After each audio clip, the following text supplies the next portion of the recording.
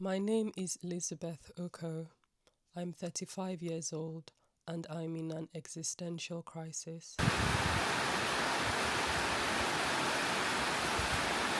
A couple of years ago, it seemed like I was on my way to living my dream life. I had £30,000 saved in my bank account, which helped me reach my first milestone of saving towards my emergency fund. Then the second milestone was to move out of home, and I got myself a beautiful 3-bedroom apartment in Clapton, just overlooking the Hackney Marshes. And I spent the most beautiful 2 years of my life there. And then the next milestone was saving £100,000, which I eventually did after 4 years of growing my business, Okoh's Boudoir. And after that milestone, the next step was for me to start looking at properties because it had always been a dream to own my own home. In fact, it was one of the things my mom said to me when I initially told her I wanted to pursue a creative career. She was like, "Why don't you get a job and get on the property ladder?" But I always followed my intuition. I always followed my calling. I always followed the path that I believe I was being led to by God. And so I went through this process of discovering my gifts, my talents, and how I could translate that into a modern business that would sustain me. And to the glory of God, I was able to accomplish all these financial milestones. In 2024, I started the exciting journey of searching for a property to purchase, and it was a beautiful journey doing that with my mom, who went to almost all my viewings with me. Eventually, we made the final decision when I found the house that would be my home. It was such a beautiful realization of all the years of hard work, all the years of sacrifices, all the years of doing the smart thing and not just spending lavishly because I was making money, but actually saving up for my future. And in August 2024, I closed on the sale of my property and started another beautiful journey of getting ready to move into it. My mom was there with me throughout that process, every step of the way. And eventually, in October 2024, I moved into my home, my own 2-bedroom house, where I owned the land, I owned the house, and it was such a big achievement for me. And I kept looking back at everything I had been through in my life. So many seasons where the theme of my life was, this too shall pass, this too shall pass, this too shall pass. But finally, I was in a space where the roof over my head was mine, and I could have peace and rest. But something horrible happened in the midst of all of this. When I moved into my home in October 2024, a month later, I was finally able to celebrate properly with my family. My mom and my sisters came to my house. We prayed over the house, we prayed over the food and drinks, and we were all merry, and everything seemed beautiful. But unbeknownst to us, something else was about to happen, something that would shatter everything I thought I knew. A week after I had seen my mom during the celebration at my house, my mom passed away abruptly, inexplicably, unannounced, uneventful. One evening, I was on the phone talking to her after my photo shoot, and by the next afternoon, she was gone. The day we celebrated at my house had been the last day I saw my mom in person. I never knew that would be the last time I would see her, and all of a sudden, my whole life shattered.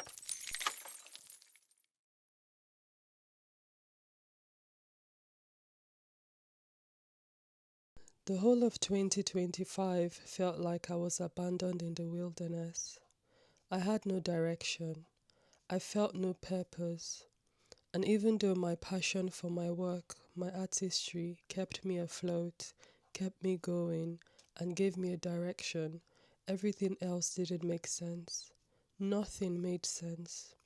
I would look at people's lives playing out on social media and just feel nothing. I felt unanchored, unmoored, floating in space, free falling, miles and miles away from my center, and I just didn't know what to do with myself. I just didn't know what direction to take. On top of all of these feelings of loss and grief was the fact that I had just completed my 4-year milestones and goals, and now I didn't know what else to do. I needed new goals, a new mission, but nothing made sense anymore. I would bust out crying in the locker room at the gym. Walking back home, I would start crying. In my room, I would cry. Getting ready to go out, I would cry. On the train going out, I would cry. And in the midst of all of this, I had only myself. Friends and acquaintances that I would speak to would say, I can't believe how well you're doing, because I was still posting on social media.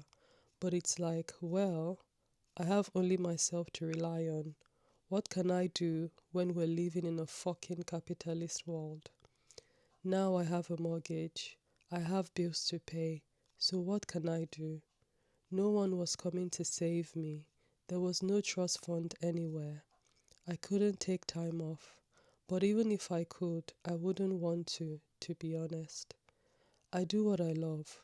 So it kept me alive in a way. It kept me sane and kept me from wandering into situations I shouldn't go into. So I didn't necessarily want to stop work, but it would have been really good to also be able to take the time out, to just do nothing, to just weep or lash out or to scream into the ether. It was in one of those dark moments of 2025 that I realized that all of the purpose I thought I had no longer mattered. What's the point of it all when you can die tomorrow? What's the point of it all when life as you know it can change in an instant? I would cross roads mindlessly, daring drivers to knock me down. Death was no longer a fear nor an adversary. It was simply a truth that it would come whenever it does. And so, in one of those dark moments, I decided I no longer want to be here. So yeah, I gave myself to November 2025. If I didn't feel any better, if things didn't improve in my life, I no longer wanted to be here. And as the day came closer, I decided that Bali would be my last trip. It had been a trip I'd always wanted to take, to travel through Asia, to go to Bali, to Thailand, and other places in the region. And so I decided that would be my last hurrah.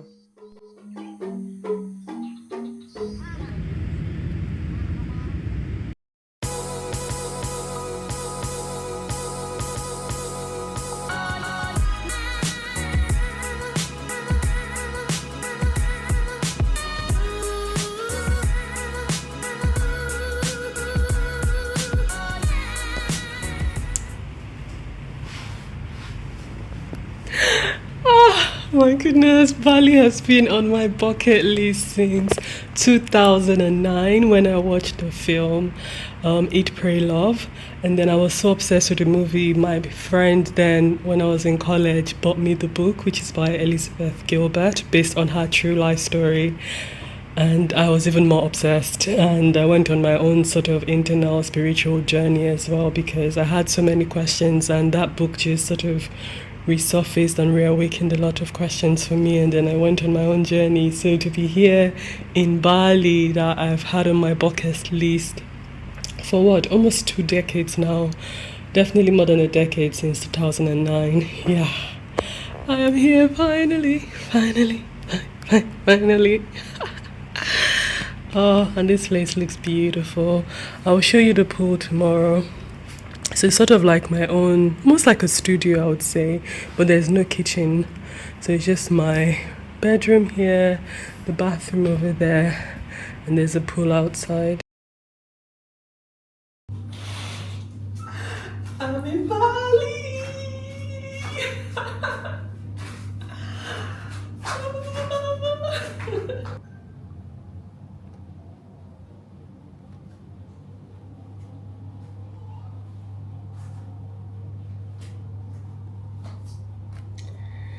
First morning in Bali. I don't even know if I'm jet lag or what I'm going to say, but I basically not slept a full night. I woke up in between, and I think because we're 8 hours ahead of London, I've been getting messages, and I think it's just probably like late night New Year's Day in London, while for me it's like a new day. So I'm trying to see, should I reply, should I wait till it's like a reasonable time of the day? But I think it's currently like 7 a.m. now. Usually I wake up around 8, or if I sleep really late then I wake up 9.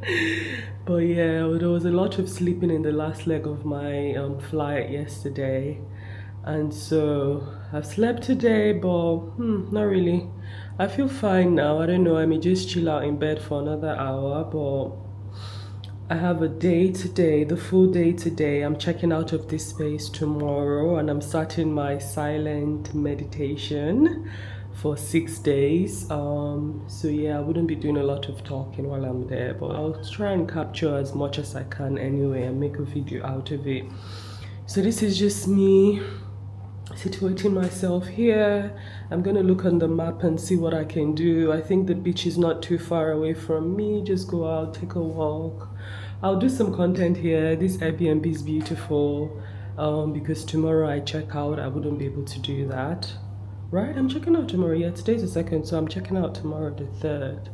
So yeah, I wouldn't be doing content tomorrow, so I have to do it today. So yeah, probably I'll start the day early, chill for a bit, get dressed, do some content, or maybe go and get breakfast. Ooh, I had a really nice burger last night. I didn't film it. The fries, yeah, I hope that's not how the potato fries are, but it was not good at all. The color was this weird brown. It wasn't burnt, but it didn't taste nice. It didn't taste sweet. It was quite bitter. I was like, why are potato fries bitter? So that was just like, yep, out of it. But the burger chicken, ooh, it was delicious with some sort of coleslaw mixing it. That was delicious. And the bun they used, I think they used a brush bun, so that was quite sweet as well. So I definitely would have that again. But yeah, I think I'm just gonna look for another cafe around, go to the beach, do stuff, then come back and do content and just chilling. Also Lize with the driver from the retreat I'm going to for the silent meditation, who will be picking me up tomorrow. Let him know what time to come pick me up, and then that leg of my journey will start. Anyway, yay, I'm in Bali, I made it! I wanted to show you, so this is what the shower head is, and up on the ceiling it's transparent, so you can see the sky while you're having a bath. I love it. Not open, which is good because I don't want creepy crawlies coming in, but yeah, quite nice, quite nice, quite nice. A few moments later. Therefore, we do not become discouraged, spiritless, disappointed, or afraid, though our outer self is progressively wasting away, yet our inner self is being progressively renewed day by day. Tired, I'm tired, I'm tired. Lord, help me, please.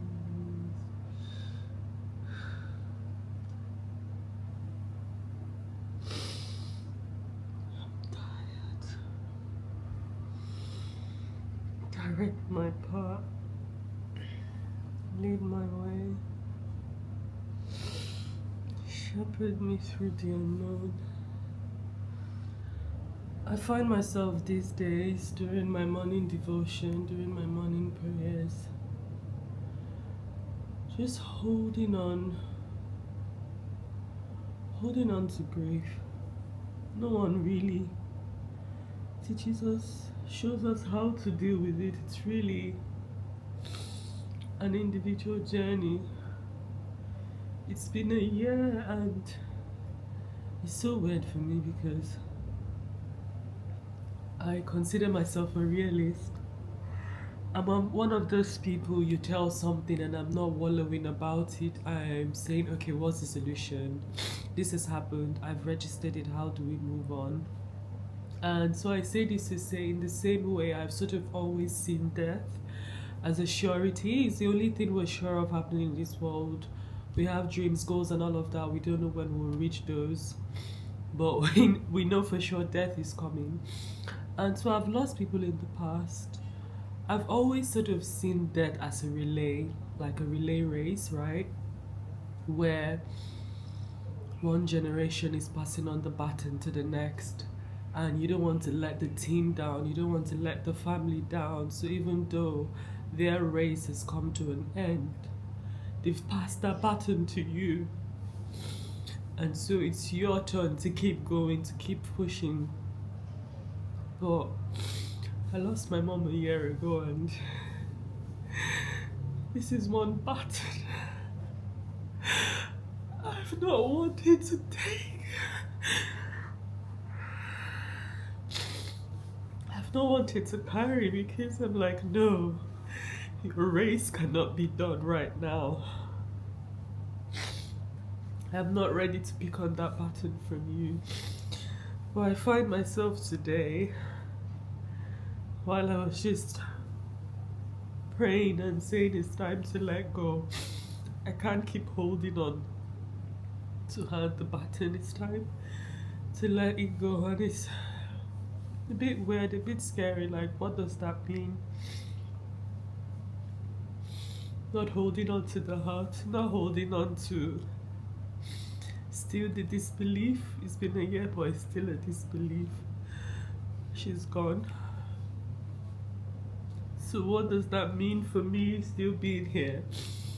I'm really just in a time of my life where nothing much, the sense of the world just doesn't make sense. I'm going through the motions day by day, waking up, saying my prayers, going to the gym, coming back, getting into work, working with amazing clients, doing what I love, but I don't know, it doesn't feel purposeful anymore.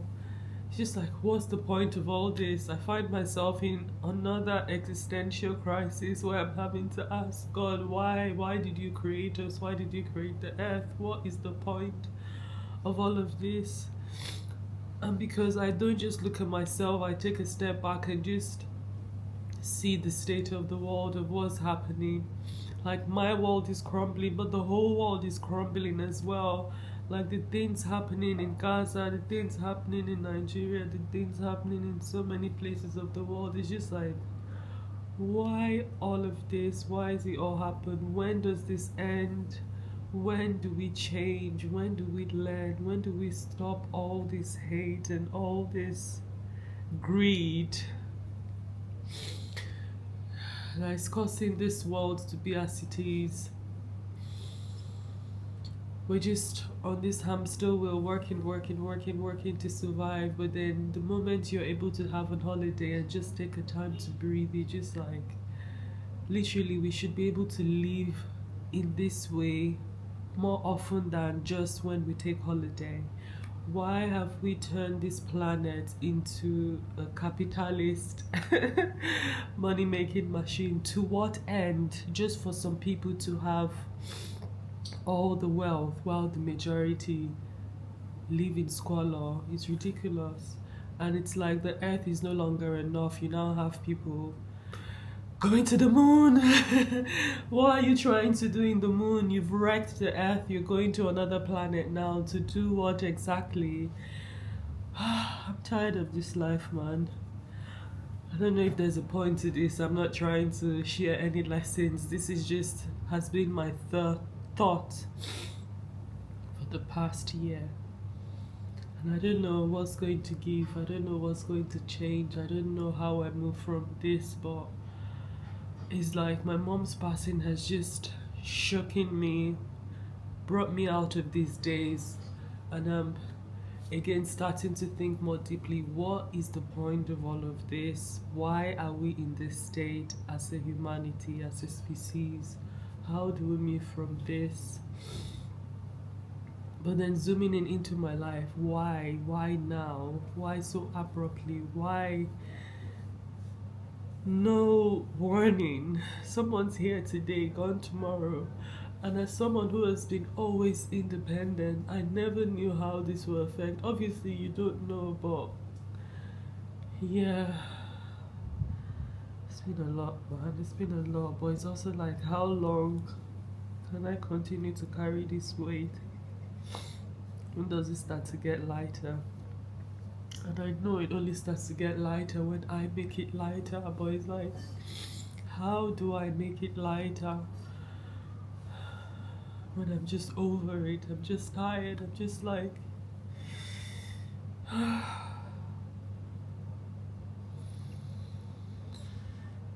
it's a lot. It's a lot. So I'm heading off for a stroll now. I'm going to walk towards the beach and then see what I can get for breakfast.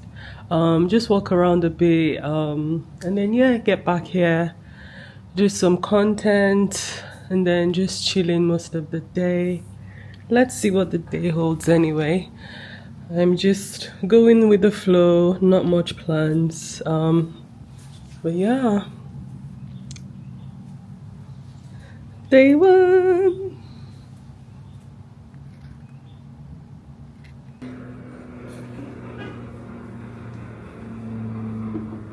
You guys, the time is 9:30 and it's flipping hot. Like, I don't want to be that person complaining about the cold in London. And then, okay, just need to get a sense of place. Bali Resort, so I know where I'm coming back to on my way back. I don't get lost. Lots of insects. Yeah, it's flipping hot. I don't want to be that person who in London is complaining about the cold. And then now I'm in Bali, I'm complaining about, but it's so humid. Oh my god, like seriously. I mean, I grew up in Nigeria, and whenever I go back, I know Nigeria is hot and humid, but the humidity here, it's on another level. Another level totally. Yeah. But so far so good. Lots of similarities with Nigeria, I won't lie. In terms of some of the building structures and stuff. Paradise. So this is the place that is owned by the Airbnb I'm staying at. Morning. I'm feeling a bit shy, to be honest, holding this gimbal, but who cares? Morning. Okay, lots of eateries here. I can always stop by. Good to know, good to know. But I want to walk towards the beach anyway. Yeah, just enjoy over there a bit before coming to chill in my room until tomorrow. That is stunning. I wonder what that is. Maya Sana, probably it's a hotel, but that is beautiful. Wow. Actually, I'm happy I bought this gimbal because I would have been so much shyer to bring my phone out this way, but just holding this small gimbal is like, yeah, just like a small tool in my hand. Oh, that is beautiful. Wow. Is that a hotel? That is gorgeous. Wow.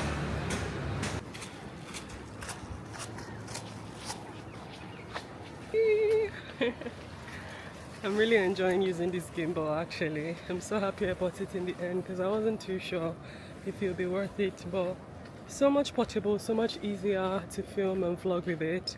I probably will watch a few videos anyway to learn how to use it properly. But yeah, so far so good. So many beautiful like land, hotels, spaces here. But my goodness, at 9:30 this sun, I wish you can feel it, it's blazing, absolutely blazing. Anyway, let me stop moaning about the weather because in the UK I complain. I'm here, I'm complaining again. But no, this is lovely. But I'm just going for a stroll. There's like a pier, a little pier over there. I'm going to walk all the way there, enjoy the view a bit, and then find a restaurant to have food, and then yeah, head back to my Airbnb. It's too damn hot. I need the AC. Go and chill in the AC, do some content, and then yeah, just chill most of the day, find somewhere to have dinner, and then yeah, get ready to check out tomorrow and then head over to my silent meditation retreat. So I'm looking forward to that as well. There'll be a lot of introspection then, a lot of planning, a lot of looking within really.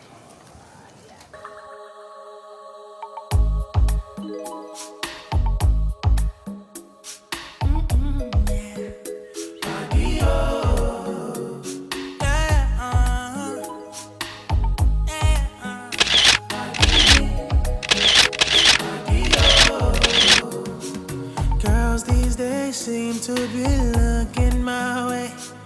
Feels like a scene from a movie, but you know that my heart is locked up away. After my first 2 nights in Sanaa, I headed up to Bali Silent Retreat in Ubud and spent 7 nights there.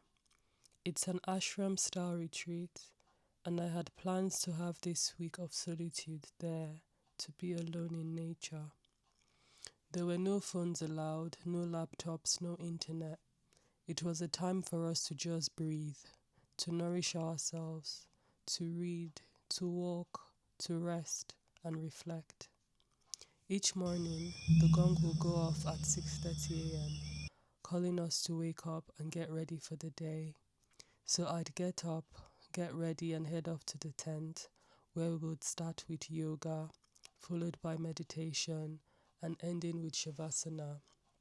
Then the gong will go off again at 8:30, signaling the end of the class and time for us to go for breakfast. Breakfast was a buffet-style vegetarian meal and was delicious. I'd fill my plate with the nourishing food and sit quietly, having my thoughts to myself. Because it's a silent retreat, we couldn't speak to anyone around us, although there was a co-work space where we could talk and log on the internet to check on family, work, or any pressing matters. There were trips to the local hot springs every Monday to Friday, and I attended one of those days. But apart from some of these scheduled activities, including touring the homegrown farm, we pretty much had the time to ourselves. It was a self-guided retreat, so we could attend whatever we wanted to or not. During my 7 days there, I prayed and pleaded with God to give me a sign, to give me a message to make things make sense. But whenever I would try to go deep, nothing would come through. I can't even say how those 7 days rolled by, to be honest. In the afternoons, I would take a walk to the co-working space to read a book, check a few things on my phone, or just rest. Dinner was at 4:30 p.m. and afterwards I'd head back to my room to read some more, and by 7 p.m. on most days I'd be ready for bed. By the 4th day, I was so bored out of my head. I actually regretted staying there for 7 days, because at this point I was already used to always being alone by myself in London, so it became apparent that traveling somewhere else to be alone again without being able to sightsee or immerse myself in the new culture was torture. So in hindsight, I think 7 days was a bit too much for me personally. I think it would have been enough time for someone else who has a very busy and eventful lifestyle. Anyway, at the end of the 7 days, I found myself excited to leave so I could explore other parts of Ubud.